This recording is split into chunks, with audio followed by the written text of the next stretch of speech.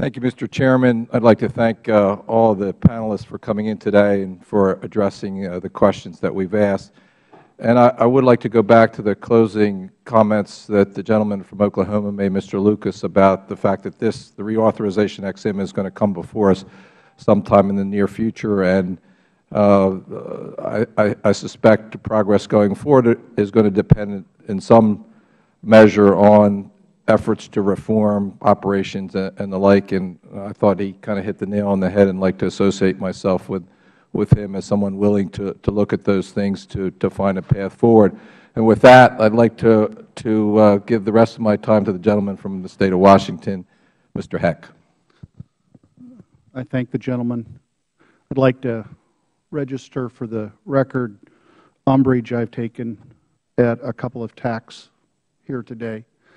The first of which is the imputing of the motives, integrity, and character of Mr. Hochberg. We can have our philosophical differences, our policy disagreements, but frankly, I think those suggestions do not at all match Mr. Hochberg's career of intermittent, outstanding public service. And I apologize on behalf of this institution. I think it's beneath our dignity. I also take umbrage at the suggestion that there is some kind of something untoward in the fact that the Export-Import Bank loans money to the foreign purchasers of American-made airplanes. When people ask me back home, they often do, why is it that there's quite a bit of activity in the aerospace industry? My shorthand response, and Mr. Hochberg, I'm going to ask you for years, is, well, who exactly is it in the commercial lending industry that you think would be willing to lend $200 to $300 million for Somalia to buy an airplane, as to why the Export-Import Bank is needed? But, Mr. Hochberg, why is it that there is such significant activity at the XM on behalf of America's aerospace industry? Let me say that again, America's aerospace industry. Well, thank you, Congressman. You know, we in the United States are in a head-to-head competition with the Airbus on large aircraft. We are continually competing with them to make those sales. We also make guarantees. We don't make direct loans, so we are always engaged in the bank. It's a guaranteed loan. And the Chairman asked me about Boeing when I was with Copa Airlines. As an example, they placed an order that will be delivered over anywhere between a 9 to 12-year period.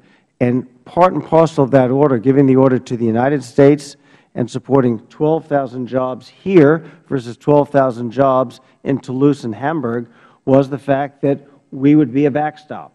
They don't need us for the entire order, but they do need us from time to time, and they predict over a 12-year period there will be financial stress. And in order to make that order and to give the confidence that they can take delivery, they needed us as a backstop. We could wind up doing zero, but they have to know that we're there as a reserve should the financial conditions warrant that we need to step in. And let me just add, you know, we talk about Boeing. There's a lot of discussion of big companies.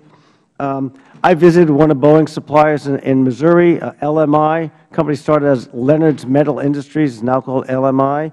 Visited a company in Eaton Aerospace in Jackson, Mississippi.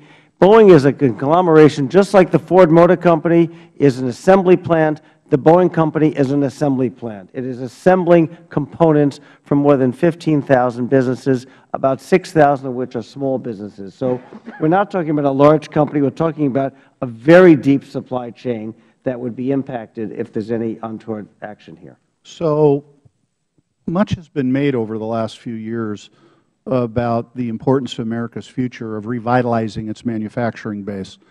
I realize this is calling for a subjective evaluation, but how important to America's manufacturing base do you think the thousands and thousands and thousands of engineers working across all platforms of technology are to America's manufacturing base and our future?